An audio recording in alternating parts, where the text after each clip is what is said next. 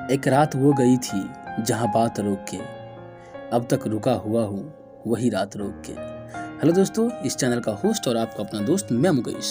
दोस्तों, मैंने पिछले एपिसोड में बताया था कि कैसे शिवानी आकाश से मिलने की वादा करती है और मिलने के लिए नहीं आती है, बल्कि उनके बदले में उनके पिताजी उनका रिजल्ट लेकर के चले जाते हैं। आइए इससे आगे क्या हुआ हम आप लोगों को बताते हैं। हाँ, एक बात मैं बता दूं कि जो भी मेरे चैनल पर नए हैं और जिन्होंने स्कूल लव स्टोरी पार्ट 1 नहीं देखे हैं, वो जा करके स्कूल लव स्टोरी पार्ट 1 देखें।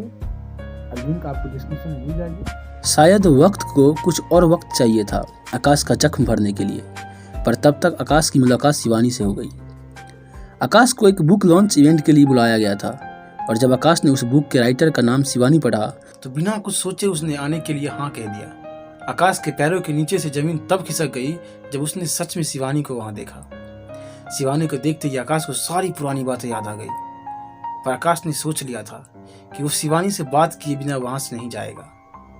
बुक लॉन्च इवेंट खत्म हुआ, वहां से सब चले गए। स्टेज पर बचे थे तो सिर्फ शिवानी और आकाश।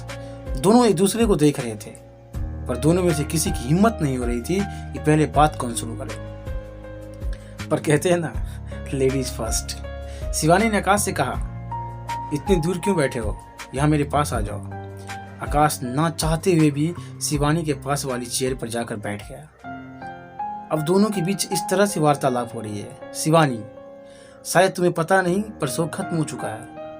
आकाश के मन में कई सारे सवाल थे, पर उनको किनारे करते हुए आकाश ने धीरे से पूछा, कैसी हो तुम?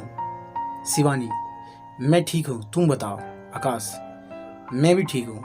शिवानी मुस्कुराते हुए, लगता है तुम्हारी बीवी तुम्हें कुछ ज्यादा ही खिलाती है, ज्यादा ही मोटे हो गए हो तुम। आकाश, मैंने अभी तक शादी नहीं की और शायद कभी कर भी ना पाऊँ। मेरा छोड़ो, तुम अपना बताओ। शिवानी, मैं आज भी तुमसे वही कहूँगी जो पहले कहती थी, मुझे अपने फ्यूचर पर फोकस करना है। आकाश, मैंने उस दिन शाम तक तुम्हारा इंतजार किया।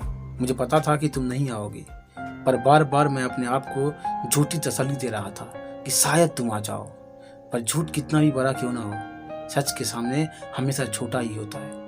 मुझे जानना है कि उस दिन तुम क्यों नहीं आई। अगर तुम्हारे दिल में मेरे लिए कुछ नहीं था तो तुमने मुझसे मिलने का झूठा वादा क्यों किया?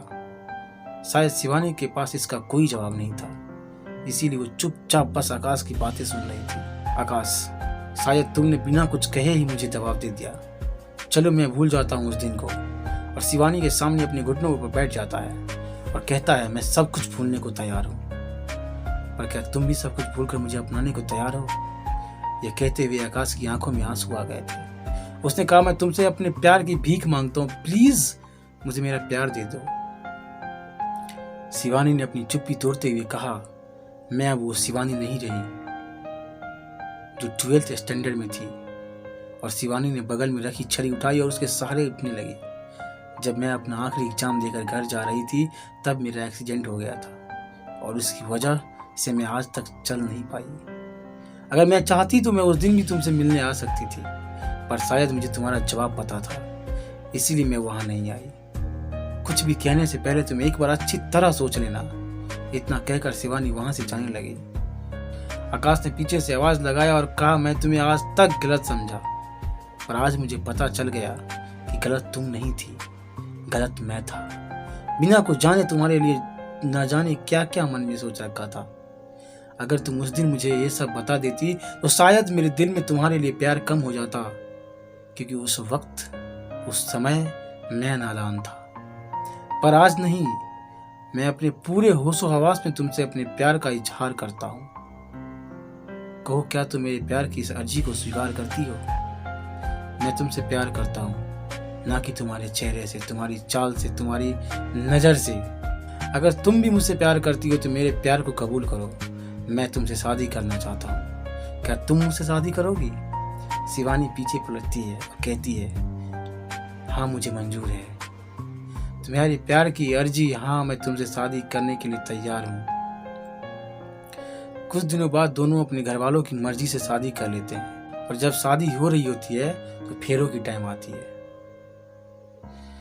जब फेरों में पंडित ने शिवानी से उठने के लिए कहा तो शिवानी उठ नहीं पा रही थी।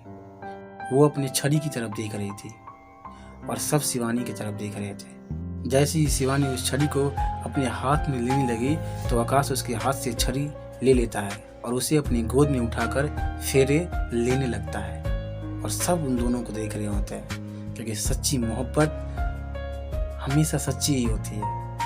उनको तोड़ने की हिम्मत तो खुदा में भी ना होता है। दोस्तों, अगर आप लोगों को ये कहानी अच्छी लगी हो तो प्लीज़ मेरे चैनल को सब्सक्राइब करें, लाइक करें और कमेंट करें। फिर मिलेंगे किसी और स्टोरी के साथ, किसी और के लव स्टोरी के साथ। तब तक के लिए दीजिए धन्यवाद।